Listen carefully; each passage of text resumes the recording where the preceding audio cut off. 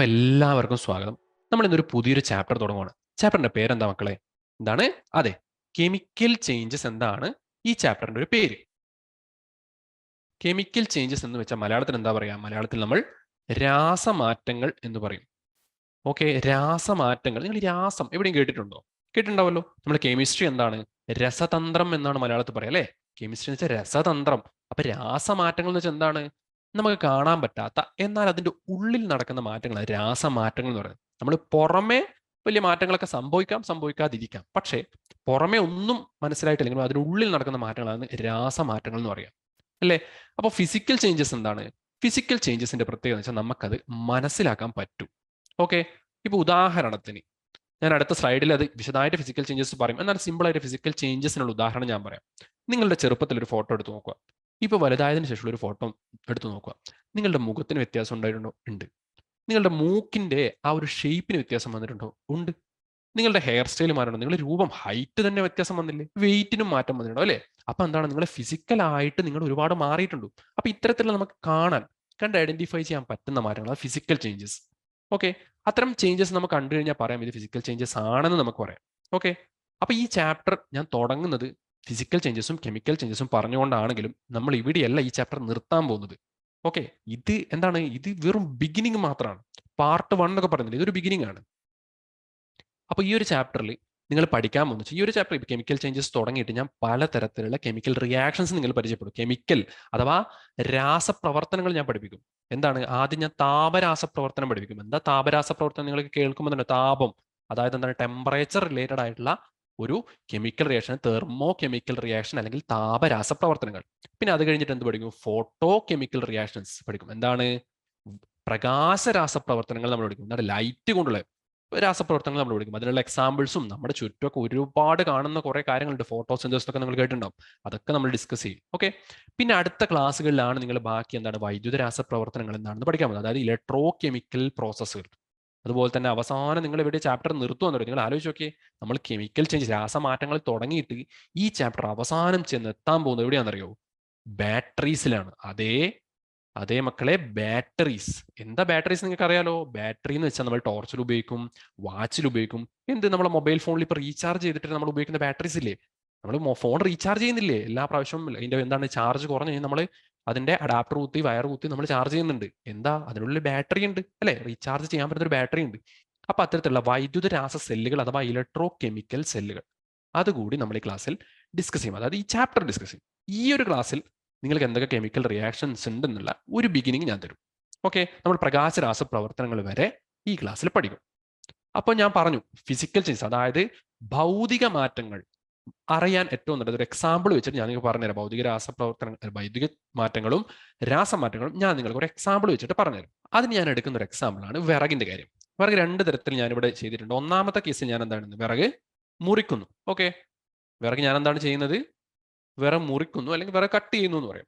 രണ്ടാമത്തെ കേസിൽ ഞാൻ എന്താണ് ചെയ്യുന്നത്? വിറക് കത്തിക്കുകയാണ് ചെയ്യുന്നത്, അല്ലെങ്കിൽ I am burning the wood. അപ്പൊ കത്തിക്കുന്നു, ഒരു സൈഡ് മുറിക്കുന്നു. അപ്പൊ രണ്ട് സ്ഥലത്തും നിങ്ങൾ ഒരു കാര്യം ശ്രദ്ധിക്കുക. നിങ്ങളുടെ ലക്ഷ്യം എന്താണ്? നിങ്ങൾക്ക് ഈ എക്സ്പെരിമെന്റിൽ നിങ്ങൾ കണ്ടുപിടിക്കേണ്ട കാര്യം എന്താണെന്ന് അറിയോ? വിറകിന് നിങ്ങൾക്ക് ഐഡന്റിഫൈ ചെയ്യാൻ പറ്റുമോ ഇല്ലയോ എന്നാണ്. കത്തിക്കഴിഞ്ഞ് കഴിഞ്ഞാൽ നിങ്ങൾക്ക് മനസ്സിലാക്കാൻ പറ്റുമോ അത് വിറകാണ് കത്തിയതെന്ന്? അതുപോലെ മുറിച്ചു കഴിഞ്ഞാൽ നിങ്ങൾക്കത് മനസ്സിലാക്കാൻ പറ്റും അത് വിറകാണ് മുറിച്ചതെന്ന്.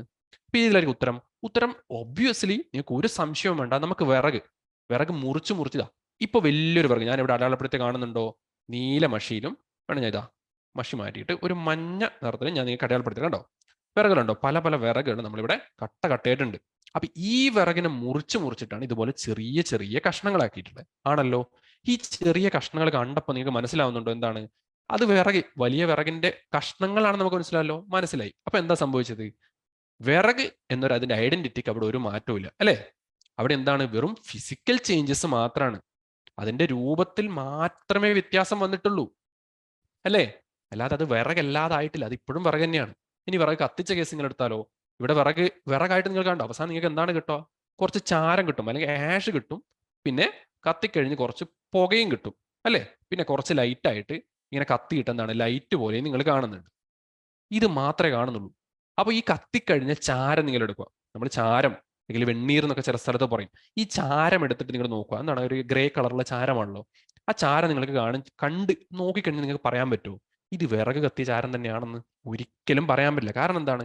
പേപ്പർ കത്തിച്ചാലും അല്ലെങ്കിൽ നമ്മളെന്താണ് ഒരു മരിച്ച ജീവികളൊക്കെ കത്തിക്കുന്നുണ്ടല്ലോ, അത് കത്തിച്ചാലും അല്ലെങ്കിൽ ഇലകൾ കത്തിച്ചാലും അല്ലെങ്കിൽ എന്താണ് പറയേണ്ടത്, പത്രം കത്തിച്ചാലും പുസ്തകം കത്തിച്ചാലും എന്ത് കത്തിച്ചാലും നമുക്ക് അവസാനം കിട്ടുന്നത് എന്താണ്? ചാരമാണ്. പ്ലാസ്റ്റിക്കിന്റെ കാര്യം എക്സെപ്ഷൻ ആണ്. പ്ലാസ്റ്റിക്കും അങ്ങനത്തെ കാര്യങ്ങളൊന്നും ഞാൻ എടുക്കില്ല. കത്തിക്കാൻ പറ്റുന്ന ആൾക്കാരുടെ കാര്യം മാത്രമേ ഞാൻ പറയുന്നുള്ളൂ. പ്രകൃതിയിൽ സ്വാഭാവികമായി കാണുന്ന സാധനങ്ങൾ കത്തിച്ചാൽ നമുക്ക് എന്താണ് കിട്ടുന്നത്? ചാരമാണ് കിട്ടുന്നത്.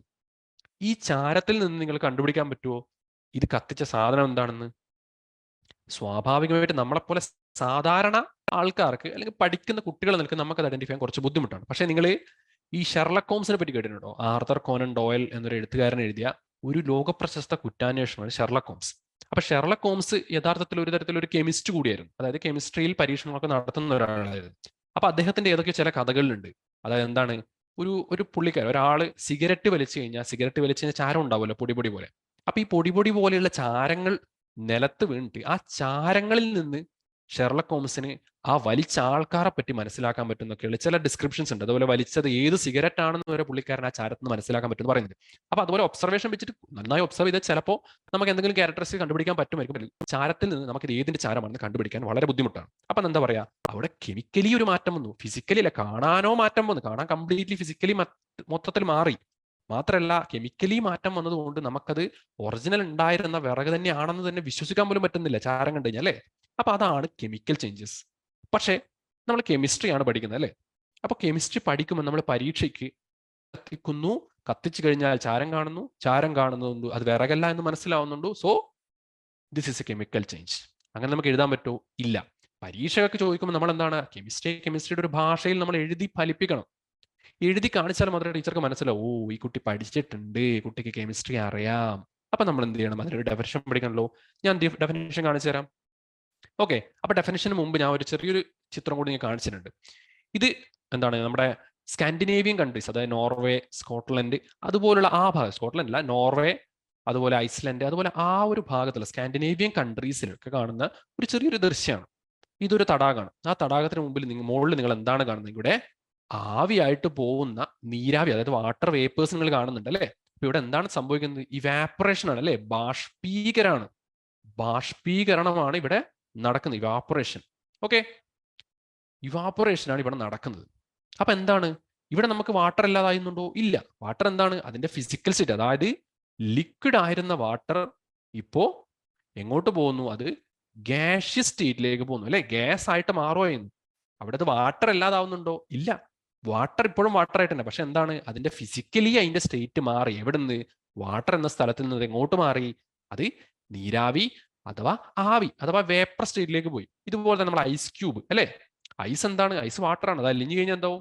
ഐസ് ക്യൂബ് ഷേപ്പ് പോകുന്നേ ഉള്ളൂ. അത് വാട്ടർ ഇല്ലാതാവുന്നുണ്ടോ? ഇല്ല. അതിനുള്ളിൽ വാട്ടർ തന്നെയാണ്. അപ്പൊ ഇതൊക്കെ എന്താണ്? ഫിസിക്കൽ ചേഞ്ചസിന് എക്സാമ്പിൾസ് ആണ്. കെമിക്കൽ ചേഞ്ചസ് അല്ല കേട്ടോ ഇത്. നമ്മളിപ്പോൾ കത്തിക്കുക എന്നൊക്കെ പറയുന്നത് അല്ലെങ്കിൽ റിയാക്ഷൻസ് നടത്തുന്നതിനാണ് നമ്മൾ എന്ത് പറയുന്നത്? കെമിക്കൽ ചേഞ്ചസ് എന്ന് പറയുന്നത്. നമുക്ക് ഐഡന്റിഫൈ ചെയ്യാൻ പറ്റില്ല. തുടക്കത്തിൽ ഉണ്ടായിരുന്ന ആളായിരിക്കില്ല അവസാനം ഉണ്ടാവുന്നത്. ഇവിടെയൊക്കെ ചേഞ്ചസ് വരുത്തിയിട്ട് എന്താണ്? അതേ ആൾ തന്നെയാണ്. നമുക്ക് വെള്ളം തിളപ്പിക്കുന്നു, വെള്ളം തിളപ്പിച്ച് കഴിഞ്ഞാൽ അത് ആവിയായി പോകുന്നുണ്ടെങ്കിൽ എന്താണ്? അത് വെള്ളമല്ലാതിരിക്കുന്നത്, അത് വെള്ളം തന്നെയാണ്.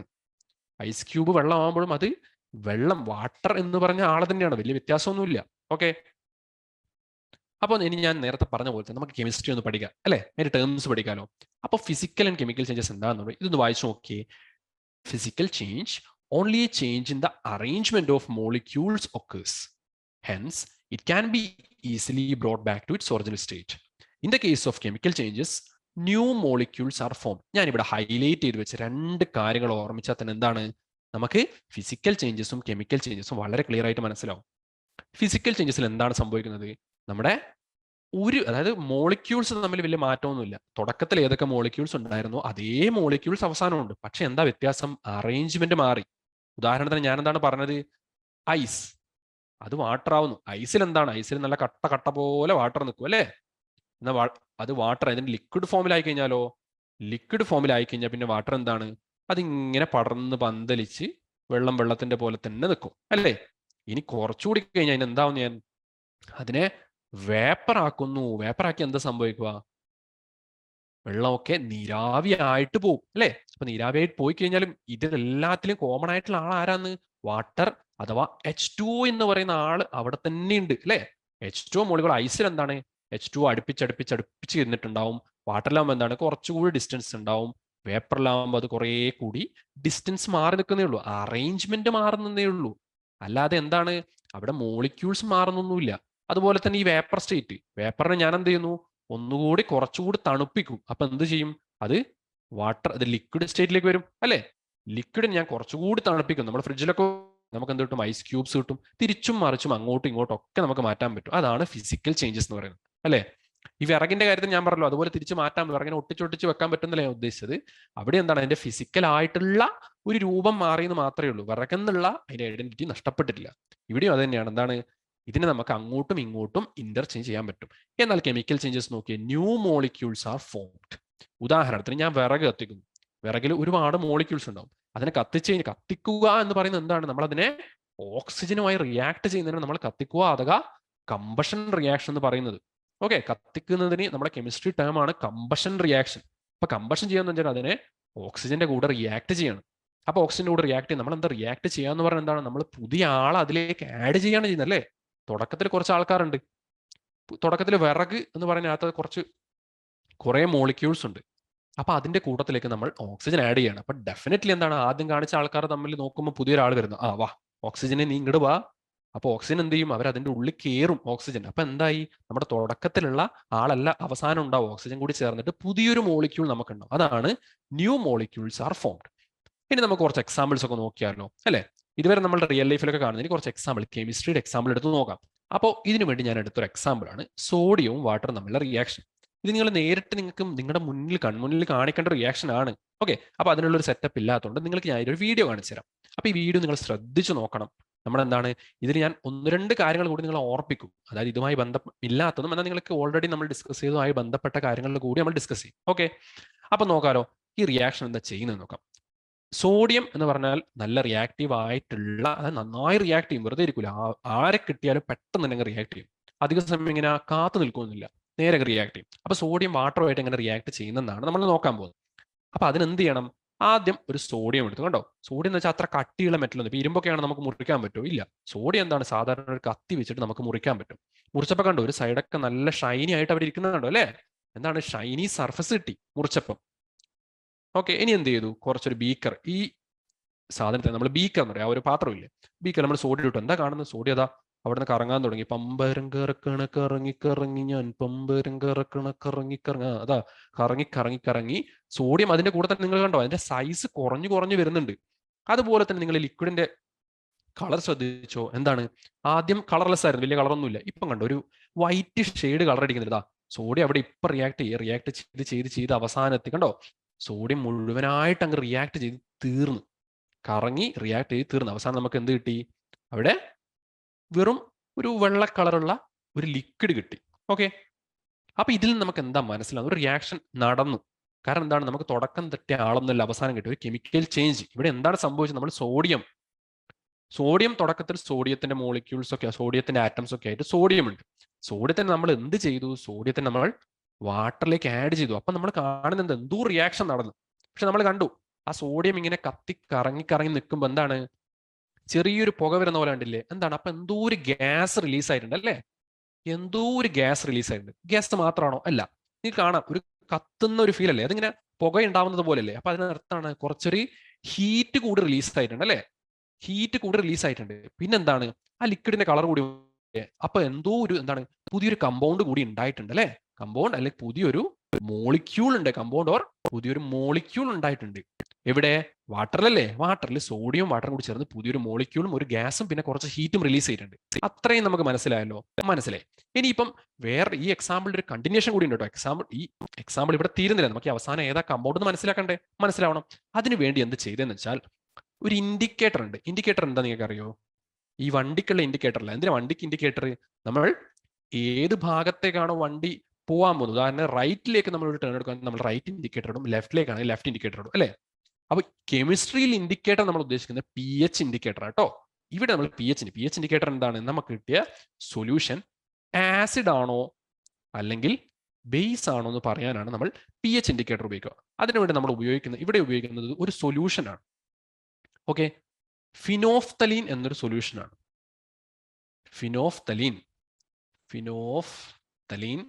എന്നൊരു സൊല്യൂഷനാണ് നമ്മൾ ഉപയോഗിക്കുന്നത്. അപ്പൊ സാധാരണ PHK നമ്മൾ ലിറ്റ്മസ് പേപ്പർ എന്നൊക്കെ നിങ്ങൾ കേട്ടിട്ടുണ്ട് അല്ലെ? ബ്ലൂ ലിറ്റ്മസിനെ റെഡ് ആക്കുന്നു, റെഡ് ലിറ്റ്മസിനെ ബ്ലൂ ആക്കുന്നു ഒക്കെ നിങ്ങൾ കേട്ടിട്ടുണ്ട് അല്ലെ? അത് ആസിഡും ബേസിന്റെ വേറെ ക്ലാസ്സുകളിൽ നമ്മൾ ഡിസ്കസ് ചെയ്യും. ഈ ഇൻഡിക്കേറ്റർ എന്താ ചെയ്യുന്നത് വെച്ചാൽ ഫിനോഫ്തലിൻ നമ്മൾ ബേസിലോട്ട് ആഡ് ചെയ്താൽ ഒരു ബേസിക് അല്ലെങ്കിൽ ആൽക്കലി സൊല്യൂഷനിലോട്ട് ആഡ് ചെയ്ത് കഴിഞ്ഞാൽ സംഭവിക്കുക വെച്ചാൽ കളർ മാറി പിങ്ക് കളറാവും. ഈ ഫിനോഫ്തലിന്റെ പ്രത്യേകത, ഫിനോഫ്തലിന് കളറൊന്നും ഇല്ല കേട്ടോ. അതെന്താണ്?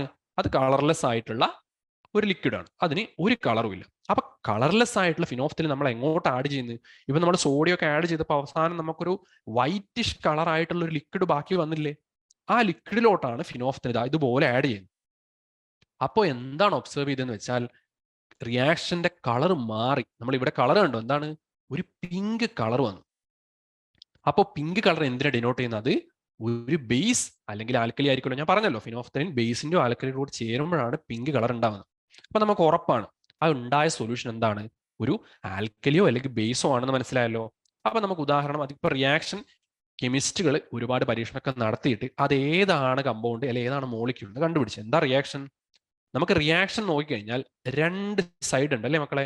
രണ്ട് സൈഡ് ഉണ്ട് റിയാക്ഷൻ, ഒരു ഏറോയുടെ അപ്പുറത്തും ഇപ്പുറത്തും. ഈ ലെഫ്റ്റ് സൈഡിലുള്ള ആൾക്കാർ നമ്മൾ പറയുന്ന പേരാണ് റിയാക്ടൻസ്. എന്താണ് റിയാക്ടൻസ്? അല്ലെങ്കിൽ മലയാളത്തിൽ അഭികാരകങ്ങൾ എന്ന് പറയും. അഭികാരകങ്ങൾ.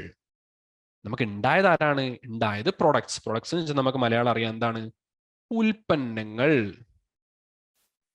എന്താണ്? ഉൽപ്പന്നങ്ങൾ ആണ് ഉണ്ടായത്. ഓക്കെ, അപ്പൊ ഇവിടെ ആരൊക്കെയാണ് അഭികാരങ്ങൾ അല്ലെങ്കിൽ റിയാക്ടൻസ്? സോഡിയം ഉണ്ട്.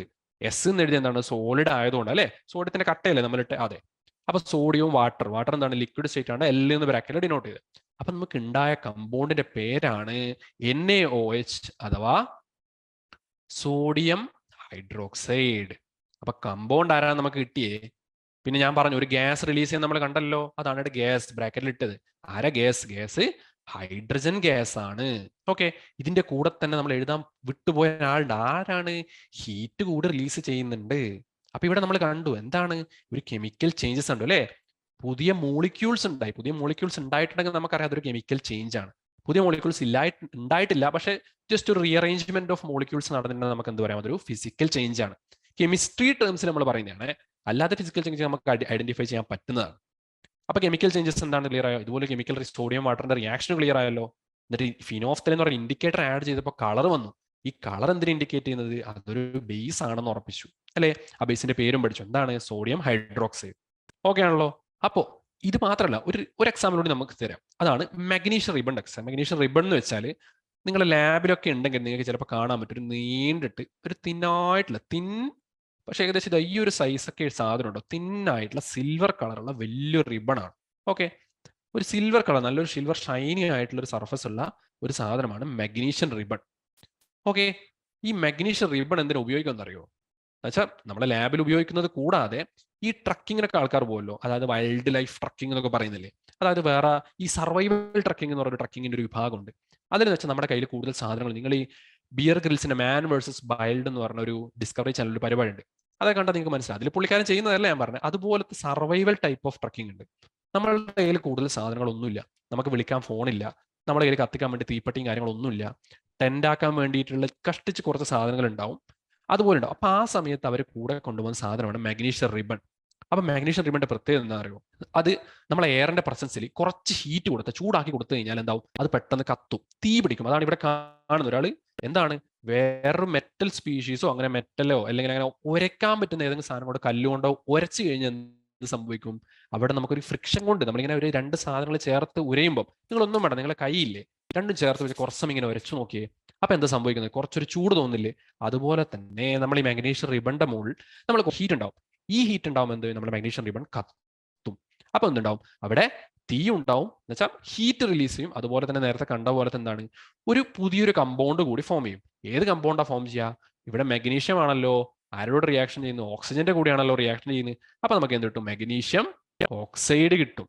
മഗ്നീഷ്യം ഓക്സൈഡും കൂടെ എന്താണ്? ഒരു ഗ്യാസ് കൂടി, ഹീറ്റ് കൂടി റിലീസ് ചെയ്യുന്നുണ്ട്. ഓക്കെ, ഹീറ്റ് കൂടി റിലീസ് ചെയ്യുന്നുണ്ട്. അപ്പൊ ഇങ്ങനെ ഒരു റിയാക്ഷൻ അവിടെ നടക്കാം. അപ്പൊ നമ്മൾ രണ്ട് കെമിക്കൽ റിയാക്ഷൻസ് പഠിച്ചു അല്ലേ? എന്താണ്? സോഡിയം വാട്ടർ തമ്മിൽ റിയാക്ഷൻ പഠിച്ചു. അതുപോലെ മഗ്നീഷ്യം റിബൺ നമ്മൾ കത്തിക്കുമ്പോൾ എന്താണ്? നമ്മൾ ഓക്സിജന്റെ പ്രസൻസിൽ കത്തിക്കുമ്പോൾ മാഗ്നീഷ്യം ഓക്സൈഡ് ഉണ്ടാകുന്ന റിയാക്ഷൻ കൂടി പഠിച്ചു. ഓക്കെ, അപ്പൊ ഇനി നമുക്ക് പുതിയൊരു ടൈപ്പ് ഓഫ് റിയാക്ഷൻ നമുക്ക് പഠിക്കാൻ പോകുന്നു അല്ലേ. ഈ റിയാക്ഷൻ എന്താണ്? നമ്മൾ ഇതുവരെ കണ്ട റിയാക്ഷൻസ് ഒക്കെ ബേസ് ചെയ്തിട്ടാണ് തെർമോ കെമിക്കൽ റിയാക്ഷൻ, അഥവാ മലയാളത്തിൽ എന്താ പറയാ, താപരാസപ്രവർത്തനം എന്ന് പറയും. താപരാസ പ്രവർത്തനം. ഓക്കെ, അപ്പൊ തെർമോ കെമിക്കൽ റിയാക്ഷന്റെ ഏറ്റവും വലിയ എക്സാമ്പിൾ നിങ്ങൾ ചിത്രം നോക്കിയേ. ഇതിപ്പം ദീപാവലിക്ക് എങ്ങാനും നോർത്ത് ഇന്ത്യയിലൊക്കെ കത്തിക്കുന്ന ഒരു ഫോട്ടോ ആണ്. നമ്മുടെ വിഷുവിനൊക്കെ നമ്മൾ പടക്കമൊക്കെ പൊട്ടിക്കുന്നുണ്ട്. അതുപോലെ തന്നെ ദീപാവലി, വിഷു ഇതുപോലത്തെ ചടങ്ങുകളിലും പിന്നെ നാട്ടിലെ ചെറിയ ചെറിയ പരിപാടികളും നമ്മുടെ ഉത്സവത്തിനൊക്കെയുള്ള വെടിക്കെട്ടും ഈ സമയത്തൊക്കെ പടക്കം പൊട്ടിക്കും. അപ്പൊ പടക്കം എന്താണ് പൊട്ടിക്കുന്നത്? ഇത് തെർമോ കെമിക്കൽ റിയാക്ഷൻ ആണെന്ന് ഞാൻ പറയാനുള്ള കാരണം എന്താണെന്ന് വെച്ചാൽ, തെർമോ കെമിക്കൽ റിയാക്ഷന്റെ പ്രത്യേകത എന്ന് വെച്ചാൽ നമ്മൾ ചൂട് കൊടുക്കും. ഒന്നുകിൽ ചൂട് കൊടുത്തിട്ട് റിയാക്ഷൻ നടക്കും, അല്ലെങ്കിൽ റിയാക്ഷൻ നടന്നു കഴിഞ്ഞാൽ ചൂട് കിട്ടും. രണ്ട് തരത്തിൽ നമുക്ക് കാണാം. അത് ഞാൻ ഡിസ്കസ് ചെയ്യാം. അതിനു മുമ്പ് തെർമോ കെമിക്കൽ റിയാക്ഷൻ, തെർമോ എന്ന് വെച്ചാൽ എന്താണ്? തെർമൽ റിയാക്ഷൻ, അതായത് താപം റിലേറ്റഡ് ആയിട്ടുള്ള കെമിക്കൽ റിയാക്ഷൻ. തെർമൽ എനർജി കൊടുത്തിട്ട് നമുക്ക് കെമിക്കൽ റിയാക്ഷൻ നടത്തും. ഓക്കെ, എല്ലാത്തിനും എനർജി ഉണ്ടല്ലോ. ടെമ്പറേച്ചർ ചൂട് കൊടുക്കുക എന്ന് വെച്ചാൽ എന്താണ്? അതൊരു ഹീറ്റ് എനർജിയാണ്, അല്ലെങ്കിൽ തെർമൽ എനർജിയാണ്. കെമിക്കൽ റിയാക്ഷൻ എന്ന് വെച്ചാൽ എന്താണ്? അവിടെ ഒരു കെമിക്കൽ റിയാക്ഷൻ നോക്കുമ്പോൾ അവിടെ കെമിക്കൽ എനർജിയാണ് കമ്പനി അല്ലേ, ഒരു ഊർജ്ജമാണ് അവിടെ. അപ്പൊ ഇവിടെ എന്താണ് സംഭവിക്കുന്നത്? നമ്മൾ ചൂട് കൊടുക്കുവാണ്, അതായത് തെർമൽ എനർജി ഹീറ്റ് കൊടുത്തിട്ട് എന്താണ് റിയാക്ഷൻ നടത്തുമെന്ന്. ഇവിടെ എന്താണ്? നമ്മൾ വെടിമരുന്നിനാണ് തീ കൊടുക്കുന്നത് അല്ലേ. തീ ആർക്ക് കൊടുക്കുന്നത്? വെടിമരുന്ന് അവിടെ കാത്തിരിക്കുക. നോർമലി വെറുതെ വെച്ചാൽ വെള്ളം നനച്ചു കഴിഞ്ഞാൽ പടക്കം പൊട്ടോ? ഇല്ല, അവിടെ തീ തന്നെ കൊടുക്കണം. അപ്പൊ എന്താണ് സംഭവിക്കുന്നത്? നമ്മൾ തീ കൊടുത്തിട്ട് പടക്കം പൊട്ടിക്കുന്നു. അപ്പൊ ഇതെന്തിന് എക്സാമ്പിൾ ആണ്? ഒരു തെർമോ കെമിക്കൽ റിയാക്ഷന് എക്സാമ്പിൾ ആണ്. ഓക്കെ, അപ്പൊ വേറെ നമുക്ക് എന്തായാലും ഒരു കെമിക്കൽ റിയാക്ഷൻ കൂടി എടുത്തിട്ട് നമുക്ക് തെർമോ കെമിക്കൽ റിയാക്ഷൻ ഡിസ്കസ് ചെയ്യാലോ. ഓക്കെ, അതിന്റെ ഏറ്റവും വലിയ എക്സാമ്പിൾ ആണ് എന്താണ്? Addition of dilute HCl to a test tube containing magnesium piece. നമ്മൾ മാഗ്നീഷ്യം വിട്ടിട്ടില്ല കേട്ടോ, മാഗ്നീഷ്യം ഇപ്പോൾ ഉണ്ട്. അപ്പൊ എന്താണ് ചെയ്തത്? ഒരു ടെസ്റ്റ് ട്യൂബ് ഉണ്ട്. ഓക്കെ, ഒരു ടെസ്റ്റ് ട്യൂബ് നമ്മൾ എടുത്തു. ഓക്കെ, ഞാൻ വരച്ചതുപോലെ വളഞ്ഞതല്ല, നല്ല നേരായ ഒരു ടെസ്റ്റ് ട്യൂബ് ആണ്. വരച്ചപ്പോൾ ചെറുതായിട്ടൊന്ന് വളഞ്ഞു പോയതാണ്. ഓക്കെ, അപ്പൊ ഒരു നേരായ ടെസ്റ്റ് ട്യൂബ് എടുക്കും നമ്മൾ. ഓക്കെ, അപ്പൊ ഈ ഒരു ടെസ്റ്റ് ട്യൂബിൽ നമ്മൾ എന്താണ്? ഈ ഒരു ടെസ്റ്റ് ട്യൂബിൽ നമ്മൾ ആരെടുത്തു?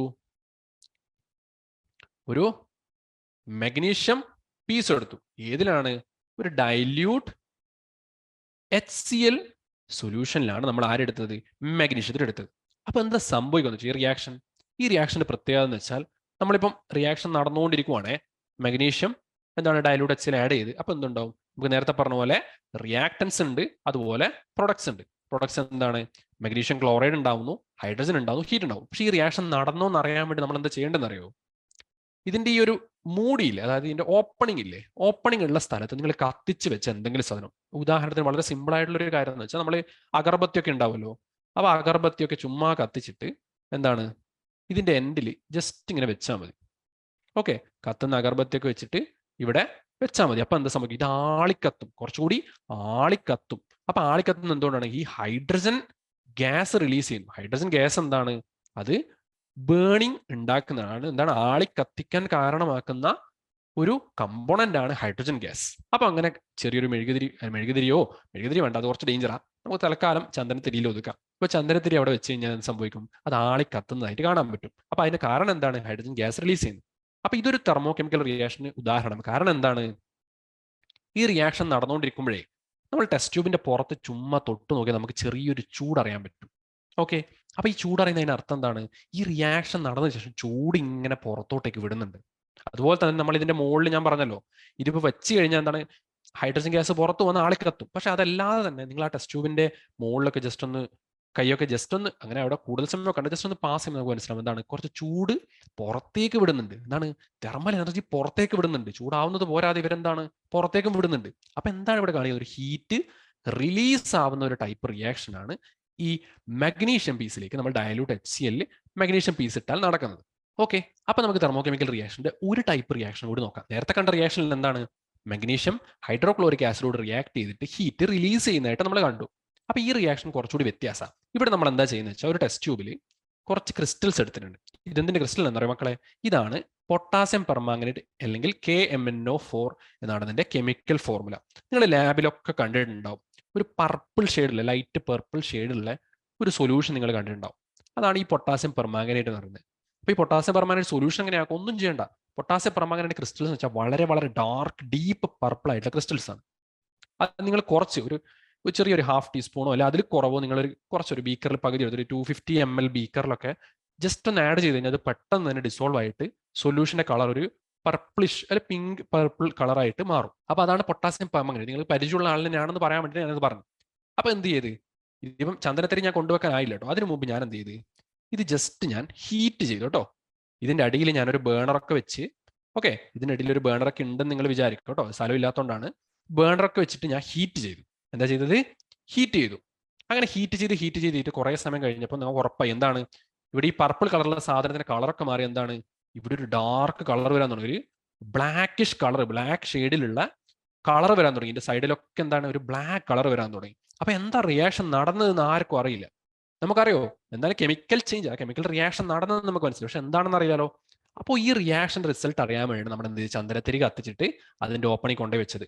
അപ്പൊ എന്താ കണ്ടെത്തുന്നത് വെച്ചാൽ, ഈ റിയാക്ഷൻ എന്താണെന്ന് അറിയോ, പൊട്ടാസ്യം പെർമാംഗനേറ്റ് ആരോട് റിയാക്ട്, ഹീറ്റിന്റെ കൂടെ റിയാക്ട് ചെയ്തിട്ട് പൊട്ടാസ്യം മാംഗനേറ്റും മാംഗനീസ് ഡയോക്സൈഡും കൂടി ആരുണ്ടായി, ഓക്സിജൻ ഗ്യാസ് കൂടി റിലീസ് ചെയ്യും. ഓക്സിജൻ ആരാണ്, നമ്മൾ നേരത്തെ ഹൈഡ്രജൻ ആളിക്കത്താൻ കാണിക്കുന്ന പോലെ ഓക്സിജൻ എന്താണ്, ബേണിങ്ങിൽ, അത് കമ്പഷന് സഹായിക്കുന്ന ഒരു ഗ്യാസ് ആണ് ആര്, ഓക്സിജൻ. നമ്മൾ നേരത്തെ കമ്പഷൻ റിയാക്ഷൻ എന്നൊക്കെ പറഞ്ഞില്ലേ, കത്തിക്കുന്ന റിയാക്ഷൻ പറയുന്നത്. അപ്പൊ കമ്പഷന് സഹായിക്കുന്ന ഗ്യാസ് ആണ് ആര്, ഓക്സിജൻ. അപ്പൊ കമ്പഷന് സഹായിക്കുന്ന ആളുണ്ട് ഇവിടെ. ഇവിടെയാണെങ്കിൽ കത്തിക്കൊണ്ടിരിക്കുന്ന ഒരു ചന്ദ്രത്തിരിയും നമ്മൾ കൊണ്ടുവച്ചു.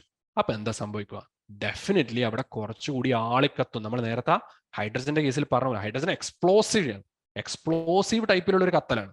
ഇത് ആളിക്കത്തും കുറച്ചുകൂടി. എന്താണ് കത്ത്, നമ്മളിപ്പം എന്താണ് ഒരു തീ കത്തുന്നു, നമ്മൾ ഊതിക്കഴിഞ്ഞാൽ കുറച്ചുകൂടി ആളിക്കത്തൂലേ, അതുപോലെ തന്നെ ഇവിടെ എന്താണ് ടെസ്റ്റ് ട്യൂബിന്റെ അകത്ത് നിന്ന് ഊതുന്നത് പോലെ ആരാണ് വരുന്നത്, ഓക്സിജൻ ഗ്യാസ് ആണ് വരുന്നത്. അപ്പൊ എന്ത് സംഭവിക്കും, കുറച്ചുകൂടി ആളിക്കത്തും. അപ്പൊ ഇവിടെ എന്താണ് മനസ്സിലാക്കുന്നത്, നമ്മൾ വെറുതെ ചുമ്മാ നമ്മൾ പൊട്ടാസ്യം പെർമാംഗനേറ്റ് എടുത്തു, ഒരു ടെസ്റ്റ് ട്യൂബിൽ വെച്ചാൽ ഒന്നും സംഭവിക്കാൻ പോകുന്നില്ല. പക്ഷെ നമ്മൾ എന്ത് ചെയ്തു, നമ്മളിവിടെ ഹീറ്റ് കൊടുത്തപ്പോൾ എന്തുണ്ടായി, ഒരു കറുത്ത പ്രസിപ്പിറ്റേറ്റ്. എന്താണ്, പൊട്ടാസ്യം മാംഗനേറ്റും മാംഗനീസ് ഡയോക്സൈഡും കൂടിയിട്ടാണ് എന്തുണ്ടായത്, ഇവിടെ ഒരു ബ്ലാക്ക് പ്രസിപ്പിറ്റേറ്റ് ഒക്കെ ഫോം ചെയ്തിട്ടുള്ളത്. പ്രസിപ്പിറ്റേറ്റ് എന്ന് പറയുന്നത് നമ്മൾ ഈ റിയാക്ഷൻ നടന്നു കഴിഞ്ഞിട്ട് അവസാനം ഈ ഡിസോൾവ് ഒന്നും ആവാതെ പൊടിയായിട്ടോ അല്ലെങ്കിൽ സോളിഡ് ആയിട്ടോ സ്റ്റിക്കി ആയിട്ടോ നമ്മുടെ റിയാക്ഷൻ നടന്ന സ്ഥലത്തിന് ചുറ്റും നിൽക്കുന്ന ആൾക്കാരുണ്ടല്ലോ, അതിനാണ് നമ്മൾ പ്രസിപ്പിറ്റേറ്റ് എന്നൊക്കെ പറയാം കേട്ടോ. അപ്പോൾ ഇവിടെ പ്രസിപ്പിറ്റേറ്റഡ് ആരാണ്, പൊട്ടാസ്യം മാംഗനേറ്റും മാംഗനീസ് ഡയോക്സൈഡും ഉള്ളത്. ഓക്സിജൻ ഗ്യാസ് ഉള്ളതുകൊണ്ട് ഒരു കമ്പഷൻ നടന്നു. അപ്പൊ നമുക്ക് ഇവിടെ എന്താണ് സംഭവിച്ചത്, നമ്മൾ ഹീറ്റ് കൊടുത്തിട്ടാണ്. നേരത്തെ എന്താണ്, ഇവിടെ ഹീറ്റ് എന്താണ്, ഇവിടെ ഹീറ്റ് അബ്സോർബ് ചെയ്തു. ആരബ്സോർബ് ചെയ്തു, ആ reaction material potassium heat absorb ചെയ്തു. നേരത്തെ എന്താണ്, നേരത്തെ ഹീറ്റ് റിലീസ് ആണ് ചെയ്തത് അല്ലേ. അപ്പൊ രണ്ട് ടൈപ്പ് റിയാക്ഷൻ നമ്മൾ കണ്ടു. എന്താണ്, ഒരു റിയാക്ഷൻ ഹീറ്റ് അബ്സോർബ് ചെയ്യുന്നു, മറ്റേത് ഹീറ്റ് റിലീസ് ചെയ്യുന്നു. ഓക്കെ, അപ്പൊ ഞാൻ ഒരു റിയാക്ഷൻ കൂടി നമുക്ക് നോക്കാം. ഈ റിയാക്ഷൻ ജനറലി പറയുന്ന പേരെന്താണെന്ന് വെച്ചാൽ ന്യൂട്രലൈസേഷൻ റിയാക്ഷൻ ആണ്. ന്യൂട്രലൈസേഷൻ റിയാക്ഷൻ എന്ന് വെച്ചാൽ എന്താ മക്കളെ, ന്യൂട്രലൈസേഷൻ റിയാക്ഷൻ സിമ്പിൾ ആണ്. ഒരു ആസിഡും ബേസും കൂടി ചേർന്നിട്ടാണ് ന്യൂട്രലൈസ് ആവുക എന്ന് പറയാം. ഓക്കെ, അപ്പൊ ന്യൂട്രലൈസ് ആവുക എന്ന് പറഞ്ഞാൽ എന്താ ഉദ്ദേശിക്കുന്നത്, അതിന്റെ റിയാക്ഷൻ നടന്നിട്ട് നമുക്ക് അവസാനം വാട്ടർ ഒരു പ്രൊഡക്റ്റായി കിട്ടും, കൂടെ ഒരു സോൾട്ട് കൂടി കിട്ടും. അതായത് സ്ട്രോങ് ബേസും സ്ട്രോങ് ആസിഡും കൂടി റിയാക്ട് ചെയ്ത രണ്ടും കൂടി ക്യാൻസൽ ആയിട്ട് ന്യൂട്രൽ ആയിട്ടുള്ള ഒരാൾ കിട്ടും. നിങ്ങൾക്ക് മനസ്സിലാക്കി, അത്രയേ ഉള്ളൂ ഇവിടെ നടക്കുന്നത്. ഈ HCl ആരാണ്, HCl ഒരു സ്ട്രോങ് ആസിഡ് ആയിട്ടുള്ള, സ്ട്രോങ് ആസിഡോ അല്ലെ ഡയലൂട്ട് HCl എടുത്താലും കുഴപ്പമില്ല കേട്ടോ, സ്ട്രോങ് ആസിഡ് ആണ് HCl. NaOH ആരാണ്, NaOH ഒരു സ്ട്രോങ് ആയിട്ടുള്ള ബേസ് ആണ്, സ്ട്രോങ് ബേസ് ആണ്.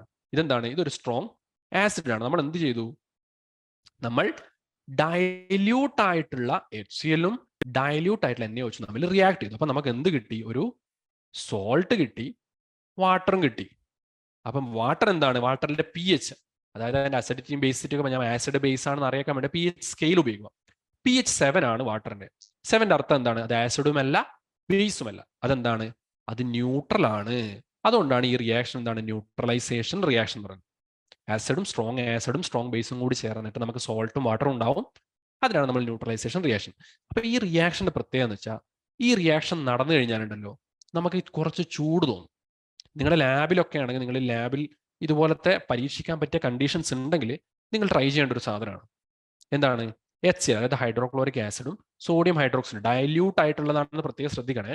ഇത് രണ്ടും ഒന്നിച്ച് ആഡ് ചെയ്ത് കഴിഞ്ഞാൽ നിങ്ങൾ നോക്കുക, ടെസ്റ്റ് ട്യൂബിന് പുറത്ത് ചൂടാണോ തണുപ്പാണോ.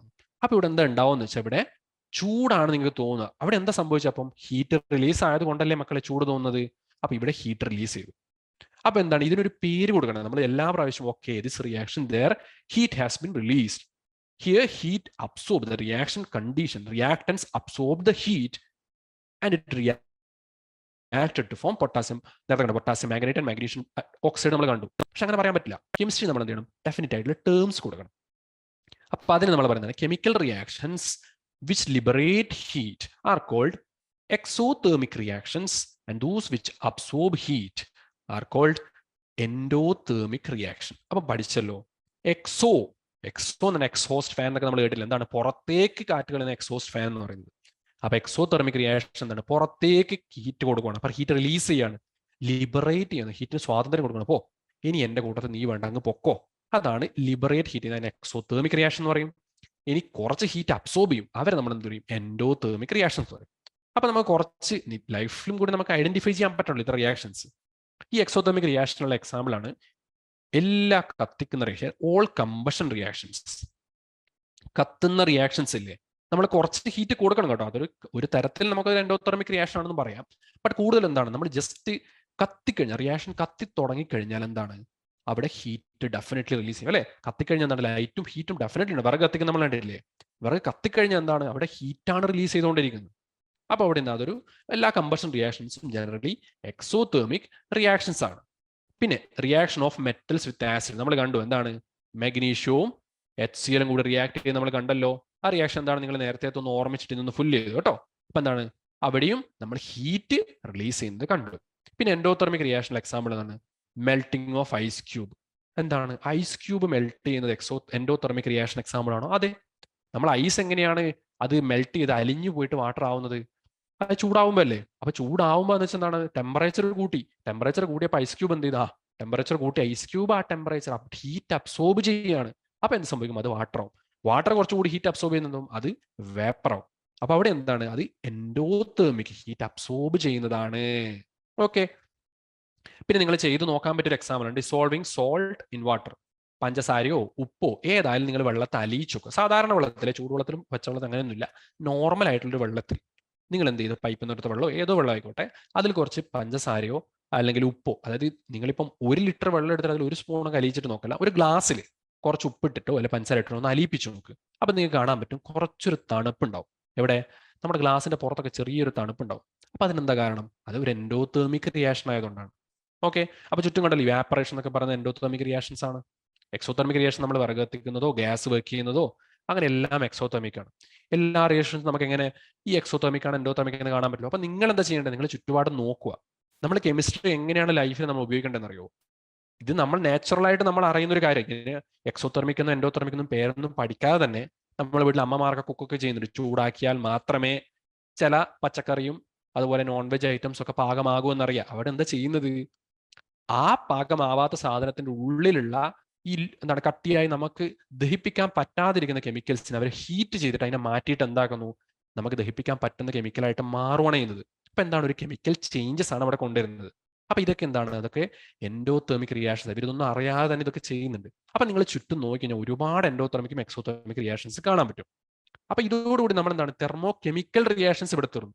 പക്ഷെ റിയാക്ഷൻസിന്റെ ഡിസ്കഷൻ ഇവിടെ തീർന്നു ഇല്ല. ഇനിയാണ് നമ്മൾ ഡിസ്കസ് ചെയ്യാൻ പോകുന്ന അടുത്ത type of reaction, photo chemical reactions. ഇതിന്റെ മലയാളം എന്താണ്? പ്രകാശ രാസപ്രവർത്തനങ്ങൾ. പേരിൽ പ്രകാശം ഉണ്ടല്ലോ, അപ്പൊ എന്താണ്, ഡെഫിനറ്റ്ലി ലൈറ്റിന് റിലേറ്റഡ് ആയിട്ടാണ്. ഓക്കെ. അപ്പൊ ലൈറ്റിന് റിലേറ്റ് ആകുമ്പോൾ എന്താണ്, ഇതിന് ഏറ്റവും വലിയ എക്സാമ്പിൾ ആണ് നമ്മുടെ ഫോട്ടോസിന്തസിസ് എന്ന് പറയുന്നത്. ഫോട്ടോസിന്തസിൽ എന്താ നടക്കുന്നത്, നമ്മുടെ സൂര്യപ്രകാശത്തിന്റെ പ്രസൻസിൽ കാർബൺ ഡൈ ഓക്സൈഡ് അബ്സോർബ് ചെയ്ത് നമ്മുടെ ഇലകളിൽ എന്തുണ്ടാവുന്നു, ഗ്ലൂക്കോസും ഓക്സിജനും ഉണ്ടാക്കുന്ന ആ ഒരു പ്രോസസ്സിന് നമ്മൾ എന്ത് പറയുന്നത്, ഫോട്ടോസിന്തസിസ് എന്ന് പറയുന്നത് അല്ലേ. ഈ ഫോട്ടോസിന്തസിസ് എന്ന പ്രോസസ്സ് നിങ്ങൾ ബയോളജിയിലൊക്കെ വിശദമായിട്ട് പഠിച്ചിട്ടുണ്ട്. അതുകൊണ്ട് ഞാൻ ഒരുപാട് ഡീപ്പായിട്ടൊന്നും അങ്ങോട്ട് പോകുന്നില്ല. ഓക്കെ. എന്താണ് ഈ ഗ്ലൂക്കോസ് ഗ്ലൂക്കോസ് നമ്മൾ എവിടെയൊക്കെ കാണുന്നത്, അതിന്റെ പഴങ്ങളായിട്ടും അല്ലേ, അതുപോലെ പച്ചക്കറി ആയിട്ടും അങ്ങനെ പലതരത്തിൽ അത് ഗ്ലൂക്കോസിന് എന്താണ്, glucose is converted into starch and stored in the leaves, fruits and tubers of plants. പ്ലാന്റ്സിൽ എന്ത് ചെയ്തു, ഗ്ലൂക്കോസ് പിന്നെ കൺവേർട്ട് ആവും. എങ്ങനെ? സ്റ്റാർച്ച് ആയിട്ടൊക്കെ ഇതിന്റെ എന്താണ്, ലീഫിലും ഫ്രൂട്ട്സിലും അതിന്റെ റൂട്ട് ട്യൂബേഴ്സിലൊക്കെ ആയിട്ട് അതങ്ങനെ സ്റ്റോർ ചെയ്ത് വെക്കും. അപ്പൊ എന്താണ് ബേസിക്കലി നടക്കുന്നത്, ഇവിടെ വാട്ടറിന്റെയും അതുപോലെ കാർബൺ ഡൈ ഓക്സൈഡും അബ്സോർബ് ചെയ്തിട്ട് ലൈറ്റിന്റെ പ്രസൻസിലാണ് ഇവിടെ നടക്കുന്നത്, ഇലകളിൽ നടക്കുന്നത്. നിങ്ങൾ ഈ ചിത്രം കണ്ട് നിങ്ങൾക്ക് മനസ്സിലാവും എന്താണ്, ലൈറ്റ് എനർജിയാണ് വരുന്നത്, സൺലൈറ്റ് ആണ് വരുന്നത്. നമ്മുടെ കാർബൺ ഡൈ ഓക്സൈഡ് നമ്മൾ എന്താണ് ബ്രീത്ത് ചെയ്യുമ്പോൾ നമ്മൾ പുറത്തേക്ക് വിടുന്നത്, നിശ്വസിക്കുന്ന കാർബൺ ഡൈ ഓക്സൈഡ് ആണ് ഇലകൾ എന്ത് ചെയ്യുന്നത്, അബ്സോർബ് ചെയ്യുന്നത്. ആരുടെ കൂട്ടത്തിൽ, വാട്ടർ മോയ്സ്ചറിന്റെ കൂട്ടത്തിൽ അതും കൂടി അബ്സോർബ് ചെയ്തിട്ട്. ഓക്കെ. വാട്ടർ എവിടെ നിന്നൊരു മിനറൽ വാട്ടേഴ്സ് ഒക്കെ ഇടുന്ന റൂട്ടിൽ നിന്ന് ഇങ്ങനെ കിട്ടിയിട്ട് ഇലകളിൽ ഓൾറെഡി വാട്ടർ കിട്ടിയിട്ടുണ്ട്. അതുപോലെ നമ്മുടെ അറ്റ്മോസ്ഫിയറിലുള്ള വാട്ടറും ഉണ്ട്. അപ്പൊ വാട്ടർ ഒക്കെ ഇങ്ങനെ കിട്ടി. ഇനി അവരെന്ത് കാർബൺ ഡൈ ഓക്സൈഡ് കൂടി എടുത്ത് ലൈറ്റിന്റെ പ്രസൻസിൽ ഒരു റിയാക്ഷൻ നടന്നിട്ട് നമുക്ക് എന്ത് കിട്ടും? C6H12O6 അഥവാ ഗ്ലൂക്കോസ് നമുക്ക് ഉണ്ടാവും. അതിന്റെ കൂടെ തന്നെ ബൈ പ്രൊഡക്റ്റ് ആയിട്ട് ആര് വരും? ഓക്സിജൻ റിലീസ് ചെയ്യും. ഓക്കെ, ഈ ഓക്സിജൻ ആണ് നമ്മൾ ശ്വസിക്കാൻ ഉപയോഗിക്കുന്നത് അല്ലേ? അപ്പൊ എന്താണ് ഗ്ലൂക്കോസ്? ഈ ഉണ്ടായ ഗ്ലൂക്കോസ് എന്തായി? സ്റ്റാർച്ച് ആയിട്ട് കൺവേർട്ട് ചെയ്തിട്ട് സ്റ്റോർ ചെയ്യുന്നു വെച്ചു. അപ്പൊ ഇതാണ് എന്താണ് ഫോട്ടോകെമിക്കൽ റിയാക്ഷന്റെ ഏറ്റവും വലിയൊരു എക്സാമ്പിൾ. അപ്പൊ ഫോട്ടോകെമിക്കൽ റിയാക്ഷന്റെ നമ്മുടെ ലൈഫിൽ നിത്യജീവിതത്തിൽ നമ്മൾ കാണാൻ സാധ്യതയുള്ള വേറെ എക്സാമ്പിളാണ് മിന്നാമിനിങ്ങിന്റെ. മിന്നാമിനിങ് മാത്രമല്ല, ഇതുപോലത്തെ കുറെ കാര്യങ്ങളുണ്ട്, അത് നമുക്ക് ഡിസ്കസും ചെയ്യാം. അതിന് മിന്നാമിനിങ് എന്താ നടക്കുന്നത്? അവിടെ ഒരു ഫോട്ടോകെമിക്കൽ റിയാക്ഷൻ ആണ്. അപ്പൊ ഇവിടെ നമ്മൾ നേരത്തെ റിയാക്ഷൻസ് ഒക്കെ കണ്ടു. എന്താണ്? ഹീറ്റ് റിലീസ് ചെയ്യാം അല്ലെങ്കിൽ ഹീറ്റ് അബ്സോർബ് ചെയ്യാം. പക്ഷെ ഇവിടെ എന്താണ്? ഇവർ ഹീറ്റ് അല്ല, ലൈറ്റ് എനർജിയാണ് എമിറ്റ് ചെയ്യുന്നത്. അപ്പൊ ഈ ലൈറ്റ് എനർജിന്റെ പ്രത്യേകത എന്ന് വെച്ചാൽ ഇതിൽ 95% എന്താണ്? ലൈറ്റ് എനർജിയാണ്. അവിടെ ഹീറ്റ് ഇല്ല. അതുകൊണ്ടാണ് ഈ മിന്നാമിനിങ് അല്ലെങ്കിൽ എല്ലാ മിന്നാമിനും കൂടി കൊത്തിക്കഴിഞ്ഞാൽ അവിടെ നല്ല ചൂടായിരിക്കൂലേ? ഇങ്ങനെ ഒരു ഹീറ്റ് തോന്നുന്ന തരത്തിലുള്ള ഒരു ലൈറ്റ് അല്ല, വളരെ കുറഞ്ഞ ഹീറ്റ് മാത്രമേ അതിലുണ്ടാവും. കൂടുതലും ലൈറ്റ് എനർജിയാണ് ഉണ്ടാകുന്നത്. അപ്പൊ എന്തുകൊണ്ടാണ് ഈ മിന്നാമിനിങ്ങൾക്കുള്ള അതിലൊരു എലമെന്റ് ഉണ്ട്, ഒരു എലമെന്റ് അല്ല, ഒരു കമ്പൗണ്ട് ഉണ്ട്, ലൂസിഫെറിൻ എന്ന് പറയുന്ന കമ്പൗണ്ട് ഉണ്ട്. അപ്പൊ ഈ ഒരു കമ്പൗണ്ട് ആരോടും നമ്മുടെ അറ്റ്മോസ്ഫിയറിലുള്ള ഓക്സിജനുമായി റിയാക്ട് ചെയ്ത് ഓക്സി ലൂസിഫർ എന്ന് പറയുന്ന കമ്പൗണ്ട് ഉണ്ടാവും. അപ്പൊ ഇതുകൊണ്ടാണ് ഈ ഒരു രാസവസ്തുവിന്റെ പ്രസൻസ് കൊണ്ടാണ് എന്തുണ്ടാവുന്നത്? നമ്മുടെ മിന്നാമിനിങ്ങിന്, ഈ ഒരു മിന്നാമിനിങ്ങിന്റെ നുറുങ്ങുവെട്ടം എന്നൊക്കെ പറയുന്നില്ലേ, ആ ഒരു വെളിച്ചം ഉണ്ടാവുന്നത്. അപ്പൊ ഇത് വെറുതെ റിയാക്ഷൻ നടക്കല്ലോ കേട്ടോ. റിയാക്ഷൻ ആരുടെ പ്രസൻസിലാ? ലൂസിഫറേസ് എൻസൈം എന്നൊരു എൻസൈമിന്റെ പ്രസൻസിലാണ് റിയാക്ഷൻ. അപ്പൊ എൻസൈം എന്താ മക്കളെ? എൻസൈം എന്ന് വെച്ചാൽ എന്താണ്? റിയാക്ഷന്റെ സ്പീഡ് കൂട്ടുന്ന ഒരാളാണെന്ന് മാത്രം നിങ്ങൾ മനസ്സിലാക്കിയാൽ. എന്താണ് ഈ എൻസൈം എന്ന് വെച്ചാൽ? റിയാക്ഷനിൽ പാർട്ടിസിപ്പേറ്റ് ചെയ്യില്ല, അവരിങ്ങനെ സൈഡിൽ നിൽക്കും. പക്ഷെ അവരവിടെ ഉണ്ടെങ്കിൽ, അവർ ആ റിയാക്ഷനിൽ പാർട്ടിസിപ്പേറ്റ് ചെയ്ത് അവർ ആ റിയാക്ഷന്റെ കൂടെ ഉണ്ടെങ്കിൽ റിയാക്ഷൻ സ്പീഡാണ്. ഇപ്പൊ ഫുട്ബോൾ സാധാരണഗതിയിൽ കളിച്ച് നമുക്ക് ജയിക്കാം, തോക്കാം, എന്ത് സംഭവിക്കാം. പക്ഷെ ഒരു കോച്ച് കൂടി ഉണ്ടെങ്കിൽ എന്താണ്? നമുക്ക് കളി കുറച്ചുകൂടി ചിലപ്പോൾ ജയിക്കാനുള്ള സാധ്യത കൂടുമല്ലോ. അതുപോലത്തെ ആളാണ് ലൂസിഫറൈസ് എൻസൈം. ലൂസിഫറൈസ് എൻസൈം എന്താണ്? ഈ റിയാക്ഷനിൽ പാർട്ടിസിപ്പേറ്റ് ചെയ്യില്ല, പക്ഷേ റിയാക്ഷന്റെ സ്പീഡ് കൂട്ടും, പെട്ടെന്ന് റിയാക്ഷൻ നടക്കും. അപ്പൊ ഈ ലൂസിഫറൈസ് എൻസൈം ഉണ്ടാവുമ്പോൾ എന്താണ്? റിയാക്ഷൻ വേഗത്തിൽ നടക്കും. എന്താ reaction? Luciferin plus oxygen gives oxyluciferin. അപ്പൊ ഇങ്ങനെ ലൈറ്റ് കാണിക്കുന്ന ഒരുപാട് ജീവികളുണ്ട് കേട്ടോ. നമ്മളിപ്പോ ഈ കടലിലെ വീഡിയോ, ഈ ഡിസ്കവറി ചാനൽ കണ്ടിട്ടുണ്ടെങ്കിൽ നിങ്ങൾക്ക് മനസ്സിലായി, കടലിനുള്ള ഈ ലൈറ്റ് എമിറ്റ് ചെയ്യുന്ന ഒരുപാട് ഇലക്ട്രിക് ഈൽ എന്ന് പറഞ്ഞോ ഒരുപാട് ഫിഷസ് ഒക്കെ ഉണ്ട് അല്ലെ, ലൈറ്റ് ഇങ്ങനെ എമിറ്റ് ചെയ്യുന്നത്. അപ്പൊ ഇതിലൊക്കെ കോമൺ ആയിട്ടുള്ള ആൾക്കാർ ആരാണ്? ഈ ലൂസിഫറിൻ എന്ന് പറയുന്ന കെമിക്കൽ ഉണ്ട്. ഈ ഒരു കെമിക്കലിന്റെ പ്രസൻസ് കൊണ്ടാണ് നമുക്ക് ലൈറ്റ് ഉണ്ടായിരുന്നതായിട്ട് കാണുന്നത്. ഓക്കെ, ഇത് മാത്രമല്ല, നിങ്ങൾ ഈയിടെ നമ്മുടെ ന്യൂസിലൊക്കെ നിങ്ങൾ കേട്ടിട്ടുണ്ടാവും, നമ്മൾ ഈ കുമ്പളങ്ങി ആ ഭാഗത്ത് കവര് വന്നെന്ന് കേട്ടിട്ടുണ്ടാവും. കവരെന്ന് പറഞ്ഞൊരു ഫിനോമിൻ നിങ്ങൾ കേട്ടിട്ടുണ്ടാവും. ഒരു തരം ആൽഗയും ഫംഗയും അവിടുത്തെ ബാക്ടീരിയയും, അതുപോലെ ആ ഒരു വയലിലുള്ള ഇത്തരത്തിലുള്ള എന്താണ് മൈക്രോ ഓർഗാനിസംസിന്റെ പ്രസൻസ് കൊണ്ടാണ് ഈ കവര് എന്ന് പറഞ്ഞൊരു ഫിനോമിൻ ഉണ്ട്. എന്താണ്? നമ്മൾ ആ ഒരു പെർട്ടിക്കുലർ ഏരിയയിൽ, ആ ഒരു വയലിൽ ഈ ഓർഗാനിസത്തിൽ എന്താണ് ഈ ലൂസിഫർ എന്ന് പറയുന്ന പോലത്തെ കമ്പൗണ്ട്സ് ഉണ്ടാവും, അതായത് രാസവസ്തുക്കൾ, കെമിക്കൽസ് ഉണ്ടാവും. അപ്പൊ ഈ കെമിക്കൽസ് എന്താണ്? നമ്മളിപ്പം കാലിട്ടെടുക്കുമ്പോൾ കൈയോണ്ട് ഇങ്ങനെ ആക്കുമ്പോൾ എന്താണ്? ഓക്സിജൻ കൂടുതലായിട്ട് ഇവരെ കമ്പൈൻ ചെയ്തിട്ട് ഇത് ലൈറ്റ് എമിറ്റ് ചെയ്യുകയാണ് ചെയ്യുന്നത്. ഓക്കെ, അതുകൊണ്ടാണ് നമ്മൾ ഈ കവര് പോലത്തെ ഈ ഒരു ഫിനോമിന. അപ്പൊ ഈ ഒരു ഫിനോമിന ഉണ്ടല്ലോ, ഇതിനാണ് നമ്മൾ പറയുന്നത് ബയോലൂമിനസെൻസ് എന്ന് പറയുന്ന ഒരു ഫിനോമിനാണിത്. ആൽഗൽ ബ്ലൂം എന്നൊക്കെ പറഞ്ഞിട്ടൊക്കെ വിദേശ രാജ്യങ്ങളിലും ഈ കടലോര പ്രദേശങ്ങളൊക്കെ ചില സ്ഥലത്ത് കാണാറുണ്ട്. ഈ ചുവന്ന കളറിലും പച്ച കളറിലും നീല കളറിലും ഒക്കെ ഈ വെള്ളത്തിന്റെ ഉപരിതലം, സർഫസ് ഓഫ് വാട്ടറിൽ ഇങ്ങനെ ഇതിനെ പടർന്ന് പന്തരിച്ച് ലൈറ്റൊക്കെ കത്തിച്ച് നല്ല രസമാണ്. പക്ഷെ ഈ കവര് കാരണം കുമ്പളങ്ങിയിലെ കർഷകർ കുറച്ച് കഷ്ടപ്പെട്ടിട്ടുണ്ട്. കാരണം അവരെ കൃഷിയുടെ ഭാഗമായിട്ടുള്ള ഒരു കണ്ടമായിരുന്നു അത്, വയലാണ് അത്. അപ്പൊ അവിടെ ആൾക്കാർ വന്നിങ്ങനെ കാലൊക്കെ ഇട്ട് ഇളക്കി, കയ്യൊക്കെ ഇട്ട് ഇളക്കി, കവര് കാണണം എന്ന് പറഞ്ഞിട്ട് പോയിട്ട് നോക്കുമ്പോൾ എന്താണ്? കൃഷിസ്ഥലം ആകെ ബുദ്ധിമുട്ടുള്ള അവസ്ഥയിലാക്കായി. ഓക്കെ, അപ്പൊ അതങ്ങനെ ഇത് നാച്ചുറലായിട്ട് കാണുന്ന ഒരു ഫിനോമിനാണ്. നമ്മൾ അതിനെ എക്സ്പ്ലോയിറ്റ് ചെയ്യേണ്ട ഒരു സാധനം എല്ലാം നിങ്ങൾ മനസ്സിലാക്കുക. ഇതെന്താണ്? ഇത് മിന്നാമിനിങ് പോലെ തന്നെ അവർ കാണിക്കുന്ന എന്താണ്? ഈ ലൂസിഫർ പോലത്തെ മോളിക്യൂൾസിന്റെ പ്രസൻസ് കൊണ്ട് കാണിക്കുന്ന ഒരു ഫിനോമിനാണ്. എന്താണ്? ബയോലൂമിനസെൻസ്. അപ്പൊ എന്താണ് ഇവിടെ പ്രത്യേകത? 95% of the energy liberated in the process is in the form of light. അതുകൊണ്ടാണ് ഇതിന് ഹീറ്റ് ഒന്നും തോന്നാത്തത്. അല്ലെങ്കിൽ നമ്മൾ ലൈറ്റ് ഉണ്ടാകുമ്പോൾ അതിന്റെ കൂടെ തന്നെ ഹീറ്റ് ഉണ്ടാവും. ഇതിന്റെ ഏറ്റവും വലിയ എക്സാമ്പിൾ നമ്മളെ വീട്ടിൽ കാണുന്ന ട്യൂബ്ലൈറ്റും കാര്യങ്ങളൊക്കെ, അവിടെ ലൈറ്റ് ഉണ്ട്, അതിന്റെ കൂടെ നിങ്ങൾ തൊട്ട് കഴിഞ്ഞാൽ എന്ത് മനസ്സിലാവും? ചെറുതായിട്ടൊരു ഹീറ്റിംഗ് ഉണ്ടല്ലോ, ഉണ്ട്. അപ്പൊ ഇവിടെ ഈ ലിബറേറ്റ് ചെയ്യുന്ന, അവിടെ എന്താണ്? റിയാക്ഷൻ നടന്ന് ലിബറേറ്റ് ചെയ്യുന്ന ആ ഒരു അവസാന ഫൈനൽ കമ്പൗണ്ട് ഉണ്ടല്ലോ, അത് ലൈറ്റിനെ റിഫ്ലക്ട് ചെയ്യുമ്പോൾ അവിടെ എന്താണ്? ഹീറ്റ് റിലീസ് ചെയ്യുന്നില്ല. പക്ഷെ നമ്മളെ നോർമൽ ട്യൂബ്ലൈറ്റിലൊക്കെ ഹീറ്റ് റിലീസ് ചെയ്യുന്നുണ്ട് ലൈറ്റിന്റെ കൂടെ തന്നെ. അതുകൊണ്ടാണ് നമുക്ക് എന്തെന്ന് ഹീറ്റ് തോന്നുന്നത്. ഓക്കെ, അപ്പൊ ഫോട്ടോ കെമിക്കൽ റിയാക്ഷൻസ് മനസ്സിലായല്ലോ. അവസാനം ചെറിയൊരു എക്സാമ്പിൾ കൂടി ഞാൻ പറയാം. ഈ സിൽവർ ബ്രോമൈഡ് എന്ന് പറഞ്ഞ കമ്പൗണ്ട് ഉണ്ട്. ഇതിനൊരു പെയിൽ യെല്ലോ, അതായത് ലൈറ്റ് യെല്ലോ കളറാണ്. പക്ഷെ ഇതെന്ത് ചെയ്യും? ഇതും അതുപോലെ തന്നെ നമ്മൾ സൺലൈറ്റിന്റെ പ്രസൻസിലാകുമ്പോൾ എന്ത് സംഭവിക്കും? അത് ഒരു ഗ്രേ കളറായിട്ട് മാറും. അപ്പൊ ഈ ഗ്രേ കളർ എന്ന് വെച്ചാൽ വേറെ ഒന്നുമില്ല, അതെന്താണ്? അത് സിൽവർ ഡെപ്പോസിറ്റ് ചെയ്യുന്നതുകൊണ്ടാണ്. സിൽവർ ബ്രോമൈഡ് എന്ന് പറഞ്ഞാൽ AgBr ആണ്. ഓക്കെ, അപ്പൊ സൺലൈറ്റിന്റെ പ്രസൻസിൽ എന്താവും? ഇതിൽ Br പോയിട്ട് അവസാനം Ag മാത്രമേ ഉണ്ടാവും. ഓക്കെ, അതായത് സിൽവർ മാത്രമായിട്ട് ഡെപ്പോസിറ്റ് ചെയ്യപ്പെടും. ഓക്കെ, ബ്രോമിൻ അങ്ങ് ഗ്യാസ് ആയിട്ട് അങ്ങ് പോവുകയും ചെയ്യും. അതുകൊണ്ടാണ് നമുക്ക് ഈ ഗ്രേ കളർ ആയിട്ടുള്ള ഒരു ഫിലിം. ഇതും കൂടി നിങ്ങളുടെ അവസാനം ഇതിന്റെ കൂട്ടത്തിൽ ഞാൻ ഡിസ്കസ് ചെയ്തേ ഉള്ളൂ. ആവശ്യത്തിൽ കൂടുതൽ റിയാക്ഷൻസ് നിങ്ങൾ പഠിക്കേണ്ട. ഫോട്ടോസിന്തസിസ് ഉണ്ട്, അതിന്റെ മുകളിൽ നമ്മൾ ലൂസിഫറിന്റെ റിയാക്ഷനും ബയോലൂമിനസൻസും പറഞ്ഞു, അവസാനം ഫോട്ടോ കെമിക്കൽ റിയാക്ഷൻസും കൂടി പറഞ്ഞു. അപ്പൊ എന്തൊക്കെയാണ് നമ്മൾ ഡിസ്കസ് ചെയ്തത്? കെമിക്കൽ ചേഞ്ചസ് എന്താണെന്ന് നമ്മൾ കണ്ടു അല്ലെ? കെമിക്കൽ ചേഞ്ചസ് കണ്ടു, അതുപോലെ ഫിസിക്കൽ ചേഞ്ചസുമായിട്ടുള്ള വ്യത്യാസം എന്താണെന്ന് കണ്ടു. നമ്മൾ പിന്നെന്ത് കണ്ടു? തെർമോ കെമിക്കൽ റിയാക്ഷൻ അഥവാ താപരാസ പ്രവർത്തനങ്ങൾ കണ്ടു അല്ലെ? തെർമോ കെമിക്കൽ റിയാക്ഷൻ നമ്മൾ എക്സാമ്പിൾ ഉണ്ട്. സോഡിയം വാട്ടർ എന്നായിട്ടുള്ള എക്സാമ്പിൾ, മഗ്നീഷ്യം ഹൈഡ്രോക്ലോറിക് ആസിഡായിട്ടുള്ള എക്സാമ്പിൾ, പൊട്ടാസ്യം പെർമാംഗനേറ്റും ഹീറ്റുമായിട്ടുള്ള എക്സാമ്പിൾ. പിന്നെ നമ്മുടെ ലൈഫിൽ നിത്യജീവിതത്തിൽ കാണാൻ പറ്റുന്ന കുറച്ച് എൻഡോതെർമിക് എക്സോതെർമിക് റിയാക്ഷൻസ് പഠിച്ചു. എന്താ എൻഡോതെർമിക്? ഹീറ്റ് അബ്സോർബ് ചെയ്യുന്നു. എക്സോതെർമിക് എന്താണ്? ഹീറ്റ് ലിബറേറ്റ് ചെയ്യുന്നു. ഫോട്ടോ കെമിക്കൽ റിയാക്ഷൻസ് നമ്മൾ ആദ്യം ഫോട്ടോസിന്തസിസ് പഠിച്ചു. എന്താ ഫോട്ടോസിന്തസിസ്? വാട്ടറും കാർബൺ ഡൈ ഓക്സൈഡ് ഉപയോഗിച്ച് ലൈറ്റിന്റെ പ്രസൻസിൽ ഇലകളിൽ ചെടികളിൽ നടത്തുന്ന എന്താണ്? Food development. അത് ഫുഡ് ഉണ്ടാക്കുന്ന ഒരു പ്രോസസ്സാണ് ഫോട്ടോസിന്തസിസ് എന്ന് പറയുന്നത് അല്ലേ? അവർ ഗ്ലൂക്കോസ് ഉണ്ടാക്കും, ഗ്ലൂക്കോസും ഓക്സിജനും ഉണ്ടാക്കുന്ന ഒരു പ്രോസസ്സാണ്. ഈ ഗ്ലൂക്കോസ് പിന്നെ സ്റ്റാർച്ച് ആയിട്ട് മാറിയിട്ട് ഇലകളിലും അതുപോലെ പഴങ്ങളിലും പിന്നെ റൂട്ട്സിലൊക്കെ ട്യൂബേഴ്സ് ഒക്കെ ആയിട്ട് സ്റ്റോർ ചെയ്യുന്നൊക്കെ നമ്മൾ കണ്ടു. ഫോട്ടോ കെമിക്കൽ റിയാക്ഷൻസ് ഒക്കെ പിന്നെ നമ്മൾ എവിടെയൊക്കെ കണ്ടു? പിന്നെ നമ്മൾ കണ്ടു ലൂസിഫറൈസ് എൻസൈം ഉപയോഗിച്ചിട്ട് മാറുന്നതും ബയോലൂമിനസൻസും ഒക്കെ പഠിച്ചു. അവസാനം ജസ്റ്റ് ഒരു എക്സാമ്പിൾ ആയിട്ട് സിൽവർ ബ്രോമൈഡിന്റെ കളർ മാറുന്നതും കൂടി നമ്മൾ പറഞ്ഞു. അപ്പൊ ഇതൊക്കെയാണ് ഈ ഒരു വീഡിയോ. അപ്പൊ അടുത്ത വീഡിയോ നിങ്ങൾ എന്താ പഠിക്കാൻ പോകുന്നത്? നിങ്ങൾ വൈദ്യുത രാസപ്രവർത്തനം, അതായത് ഇലക്ട്രോ കെമിക്കൽ പ്രോസസ്, ഇലക്ട്രിസിറ്റി ഉപയോഗിച്ചിട്ട് എങ്ങനെ നമുക്ക് കെമിക്കൽ റിയാക്ഷൻസ് ഒക്കെ നടത്താം. ഇപ്പൊ നമ്മൾ ഹീറ്റ് കണ്ടു, സൺലൈറ്റ് കണ്ടു, ഇനി വേറെ എങ്ങനെ തരത്തിൽ നമുക്ക് കെമിക്കൽ ചേഞ്ചസ് ഉണ്ടാക്കാം? അതാണ് ഇലക്ട്രിസിറ്റി. അപ്പൊ ആ കാര്യം നിങ്ങൾ അടുത്ത ക്ലാസ്സിൽ ഡിസ്കസ് ചെയ്യും. ഈ ക്ലാസ്സിൽ ഇത്ര കൊണ്ട് ഞാൻ നിർത്തുവാണ്. With this I conclude this video. Thank you. Manorama Horizon. Learning made simple.